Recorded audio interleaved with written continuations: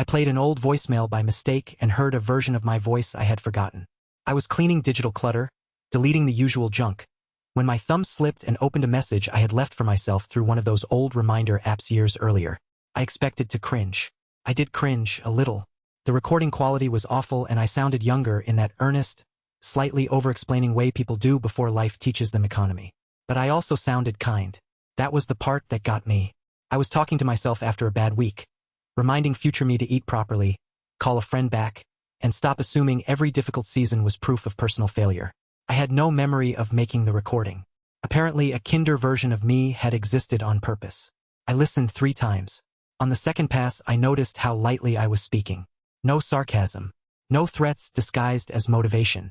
No little cruel jokes at my own expense, the ones I use so automatically now I almost mistake them for intelligence. Just concern, plain and unshowy.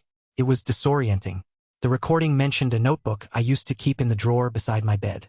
I dug until I found it under old chargers and expired coupons. The page from that week was full of tiny practical promises, the sort that sound unimpressive until you realize they are actually how a person keeps herself alive through hard stretches. Drink water. Walk outside. Stop treating rest like a moral failure. I had once known how to care for myself without making it dramatic. I am not claiming one voicemail fixed my life. By dinner I was still me, still behind on dishes, still too familiar with worry. But something shifted. I stopped speaking to myself like every mistake was evidence for a prosecution. I made soup. I answered one message I had avoided. I went to bed without replaying the worst parts of the day. There is a particular grief in realizing you have been harsher to yourself than your younger self ever intended. There is also hope in it, because if that gentler voice was once mine, it can be mine again. I saved the voicemail instead of deleting it, not as nostalgia, as evidence.